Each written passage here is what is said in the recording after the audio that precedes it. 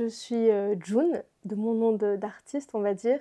J'étudie les lettres modernes à l'UCLI en mineur métier de la culture et j'ai 20 ans. J'étais très étonnée d'avoir gagné. Ça m'a encore plus donné envie de mener mes projets jusqu'au bout parce que c'était le premier court-métrage que je faisais qui était diffusé. Et même un sentiment de satisfaction où je me dis que mon travail a été reconnu, que le travail de mes amis qui ont joué dedans a été reconnu. Et c'est vraiment formidable de pouvoir partager aussi cette joie avec mes proches. Ce que je retiens surtout, c'est les rires que j'ai eus avec mes amis quand on l'a filmé. Aussi le soutien des étudiants, parce que c'était assez étonnant d'avoir des gens qui viennent voir de complets inconnus qui disent «Ouais, j'ai vu ton truc, c'était trop cool, bravo» et autres. Personnellement, ça m'a amené beaucoup de bons souvenirs déjà, mais aussi de la technique, parce que j'ai beaucoup appris en faisant le montage ou même le scénario ou quoi.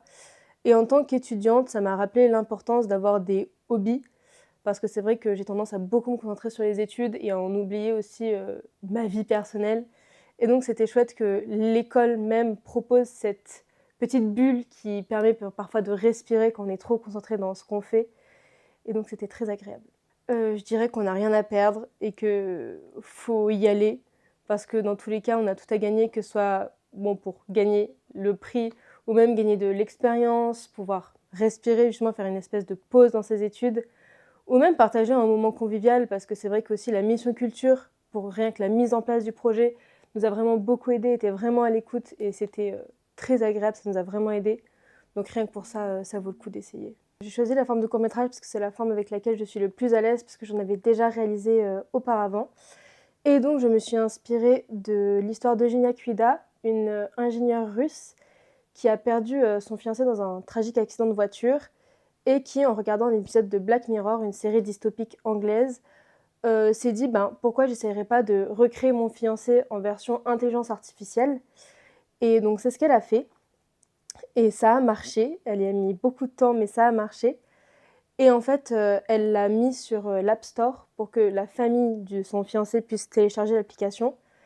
Et sauf que l'App Store, c'est public, donc plein de gens se sont mis à le télécharger et ça a pris des proportions énormes, jusqu'au suicide malheureusement d'un homme en fait qui était tombé éperdument amoureux de son intelligence artificielle. Le boom de l'IA, on va dire, est arrivé récemment avec ChatGPT, mais l'application Replica en réalité existe depuis 2017 et il y a eu énormément de problèmes liés à ça, et à l'époque on voyait pas encore les dangers de l'IA comme on les voit aujourd'hui.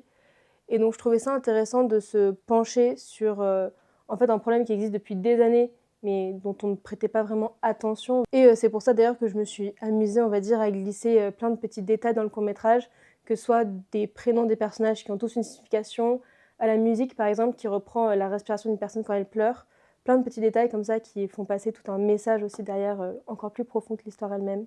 Pour moi, l'intelligence artificielle, ça raconte les histoires comme nous mais en moins bien, parce que dans le cadre du cinéma par exemple, ou même de la littérature, ça a tendance à toujours raconter une histoire mais en surface, parce que ça ne pourra, je pense, jamais comprendre la profondeur des sentiments humains, la complexité de la réflexion, la complexité de certaines problématiques, par exemple politiques ou quoi. Et donc je pense qu'en réalité, ça alourdit juste le processus créatif parce qu'on se repose sur un outil qu'on ne sait pas encore vraiment bien utiliser, ce qui fait qu'en fait on fait du travail juste bâclé plus qu'autre chose, alors que si on y met toute notre âme, ça se voit et c'est beaucoup plus agréable à regarder.